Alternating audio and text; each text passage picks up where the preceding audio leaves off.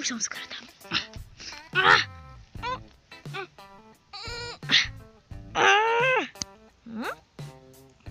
Čo to máš? Mohla by si zliesť, som tu zaseknutá. Prepáč. Takže že to mám, hej? No, to som si priniesla ako môj výhľadový kameň. Vieš, keď sme ešte nebývali v kubánskom lese, mali sme takú dobrú skrýšu. A teraz ma napadlo, že si taktiež urobím takú výhľadovňu, ako som mala tam. Lenže tam to bolo lepšie. A vlastne čo tu robíš? Nebývaš náhodou trošku ďalej? A kde máš Pierka? O Pierka sa teraz stará Tom.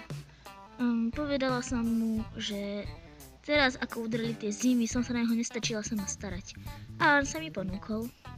Som myslela, že si s tým pomáha. Hej, Harry, ne Harry. No, pomáha mi s tým Tom. No a to je predsa jedno, že či je Harry aj Pierko Kólia. Hlavné, že ja som jeho nevlastná sestra a že sa o ňo stará. Aha, no, mohla by si prosím zvolať celú svorku? Zistila som niečo, čo by ich mohlo zaujímať.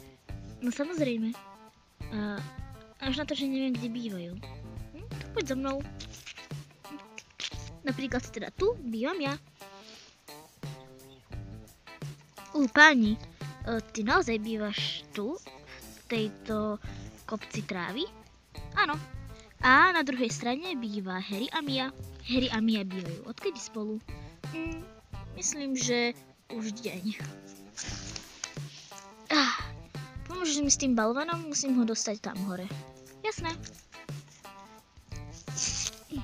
A máme to. Fajn. Takže ja spávam tak, kde? Tuto? A hneď svoju výhľadovňu mám tu. Dobre, tak poviem teda Harrymu a Mii, že nech sem teda prídu. A kedy? Myslím, že večer, v noci.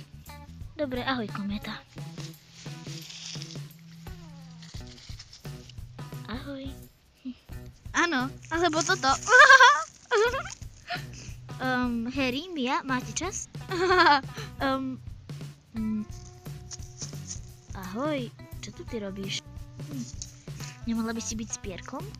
Áno, ale pomáhala som kométe s balvanom a ona vám odkazuje, aby ste dneska v noci prišli do jej domu. Jasné, že prídeme. No, ak nás ospravedlníš, práve máme súťaž v pojedení šišiek. Pridáš sa? Máme ich ešte dosť. Presne, a sú také sladké, ale niektoré sú dosť horké. Áno. Nie vďaka, ja šišky nejem. Je v nich priveľa sacharidov, prepáčte. A už musím ísť.